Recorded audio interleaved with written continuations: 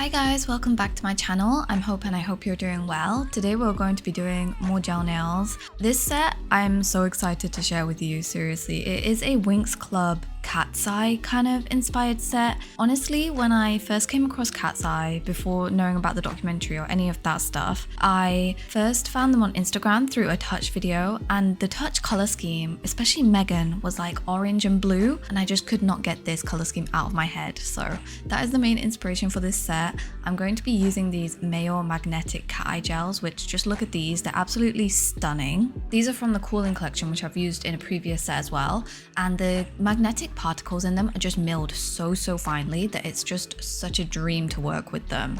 Because I'm going to be doing 2 coats, I'll always send all of the pearls on my first coat to the bottom so there's no pearls on it, and then I'll cure that for 60 seconds, and then when I do my second coat, that is the coat that I actually activate the pearls on. So as you can see here, I go down the side and then the other side, and then basically the kind of design I'm trying to do is a line down the side, so that's what I'm doing. I'm using the Enoi long round magnet for this. It is a gorgeous magnet to work with, genuinely. Definitely recommend picking it up if you're in the market for one. It's definitely one of the stronger ones, as you can see here.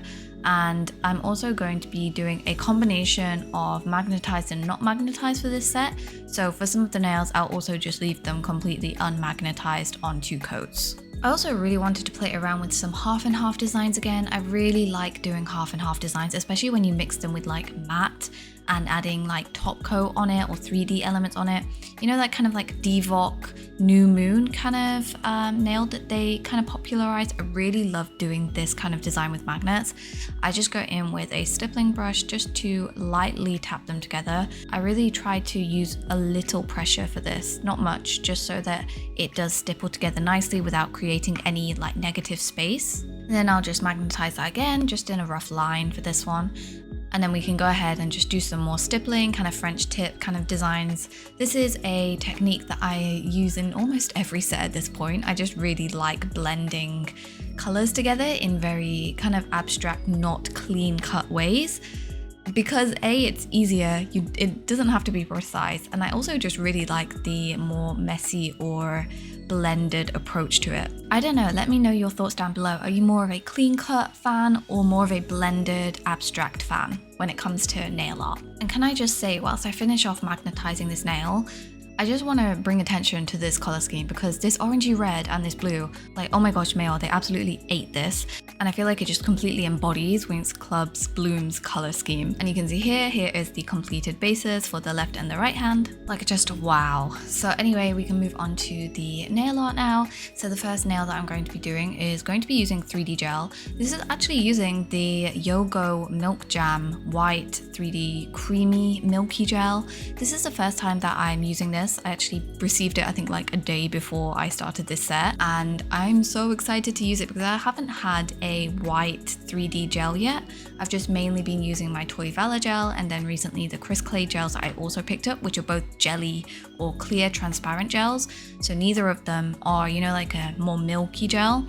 And the one benefit that you have when you're using like a white gel, you know, like this gel, is that you can color it. So you can use like powder pigments to actually color your white gel, and then it gives you so much more versatility with using it, because you don't need to go and buy a colored gel, a colored 3D gel in every single color you want. You can buy one white 3D gel, and then you can buy a bunch of pigment palettes or whatever color scheme you want, and just use them with it. Like, how genius is that? So anyway, I'm going to be creating a butterfly. So I start by rolling out my 4 balls and then really just apply them onto the nail and start shaping. I find that I really get into a flow state when I do 3D sculpting, which I actually really appreciate. It's quite peaceful, you know. And the way that I like to do it is I'll do one part first on one side, and then if it's a symmetrical shape, I'll then do the same part on the other side, rather than completing one whole side and then trying to replicate that whole image on the other side, if that makes sense. And as you can see here, I'm going to go in with the Bonnie B powder palette and a very cheap makeup blending brush just to tap on some of that blue pigment to color the butterfly gel. This is the first time I'm using this. I'm very excited to use it. I have just been waiting for the right set that it fit in, and I feel like this set was that set, you know?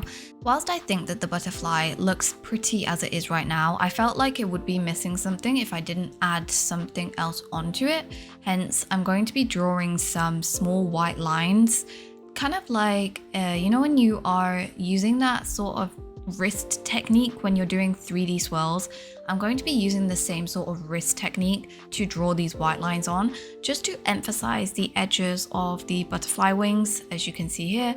This was inspired by, you know, those sorts of 3D flowers that people draw where they kind of use a liner, a thick pigmented liner to emphasize the petals. I thought maybe the same sort of idea would transfer well to this butterfly wing situation, so that's why I added them in here.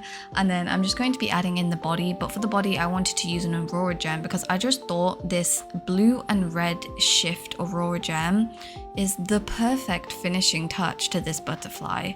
As you can see here, she's done, she's gorgeous, she's amazing. I actually can't quite believe that I made this from my brain and my hands. And then after adding a charm, I'm just going to top coat everything because these charms, if you're going to be wearing them, you know, through like general day-to-day hand washing, things like that, the coating tends to wash away from them if you don't top coat them. So definitely recommend top coating these sorts of charms. Now we can move on to the next nail, which I'm going to be using stickers for this one. These Aurora butterfly stickers are actually what inspired this whole set, but as I came to realize when I started working on the set, my stickers have yellowed. Either they arrived yellowed or they've yellowed over time.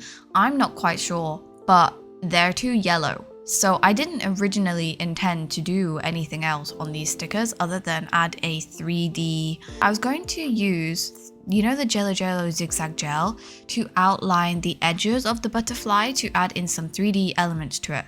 But my sticker was yellow, so I decided instead I'm going to go in with the Kokoist white painting gel again and outline all of the butterfly elements with the white paint. And to be honest, I actually think in hindsight this was like a blessing in disguise. You know, when something is bad but then it actually maybe was a redirection to something that's better?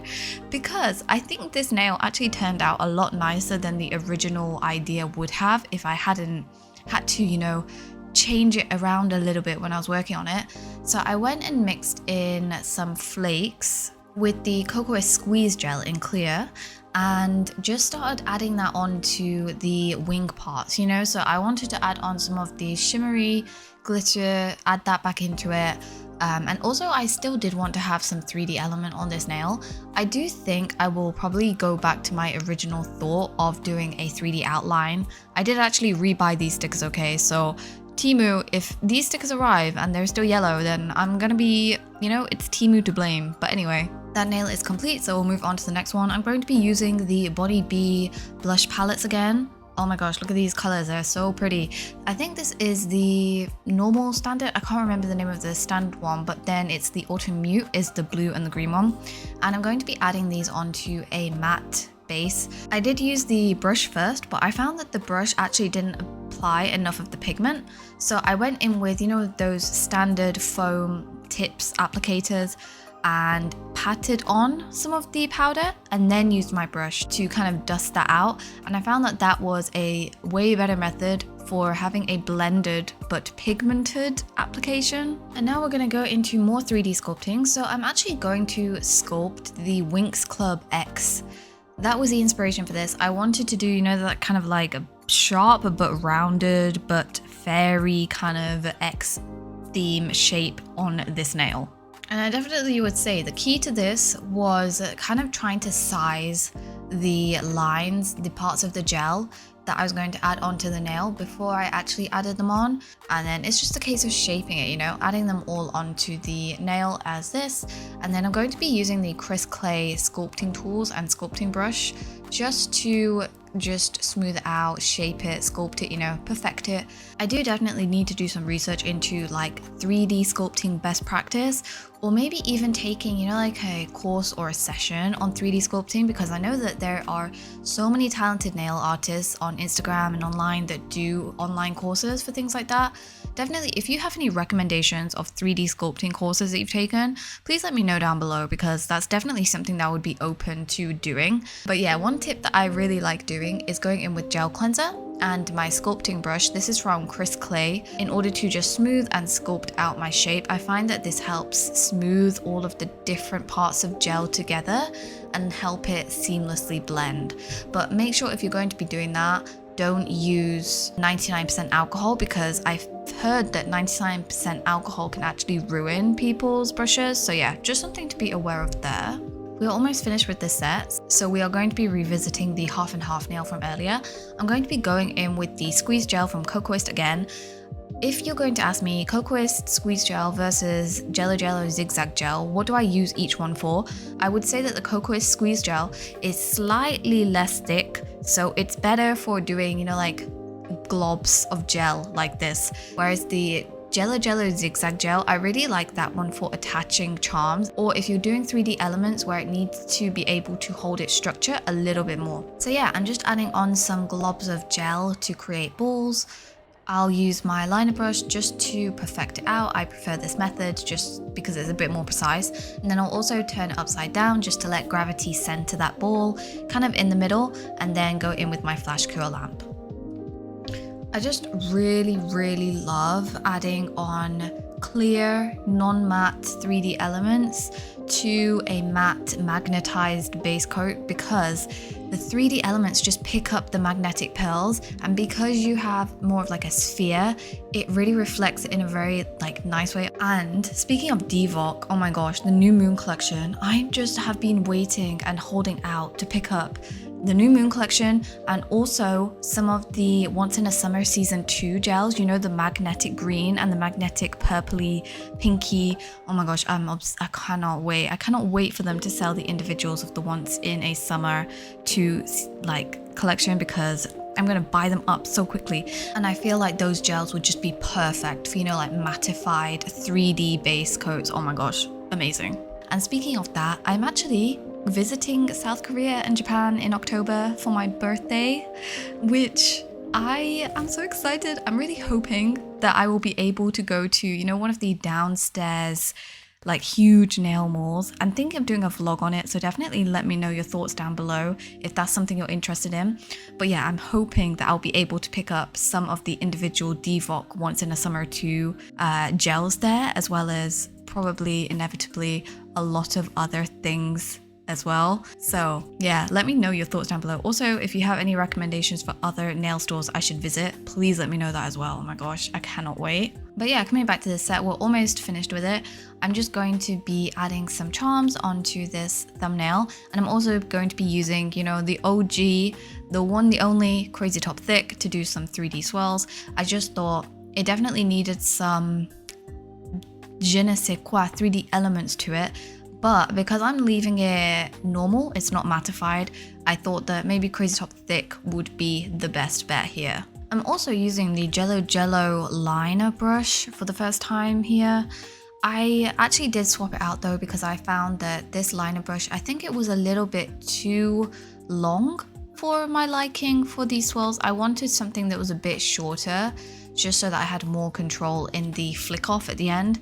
So as you can see here, I did actually swap back over to my Fiote short liner brush, which I just love the Fiote middle liner and the short liner brushes for doing these 3D swirls. They're definitely the best brushes that I've found so far. And I think that, you know, when it comes to brushes for 3D swirls, it's definitely going to be like personal preference, right? What works best for you and what do you prefer? But yeah, anyway, we'll just complete those, flash cure after each one, and then do a final cure. And then I'm going to be, you know, just adding on some final touches. This nail here is a very simple one. I'm just going to be adding on some more of the Aurora blue and red shift charms, because, you know, every nail does not need to be like a 40-minute nail to complete, which some of these sculpting ones definitely do. We can finish this and then top coat it, top coat any of the remaining. I'll always then put in all of the nails for a final 60-second cure, just to make sure everything is fully cured. And I didn't do it here, but please make sure that you wipe down your nails at the end with alcohol, just to remove any inhibition layer that may be left over. But here is the completed set. I hope that you like them. I absolutely am in love with them. And yeah, that's it for this video. So thank you very much for watching to this point. Please like and subscribe if you'd like to see more. Let me know any questions or comments in the comments below. And I also have Instagram and TikTok if you'd like to follow and chat with me there as well. And until next time, I hope that you have a lovely morning, afternoon, evening, wherever you are in the world. Goodbye.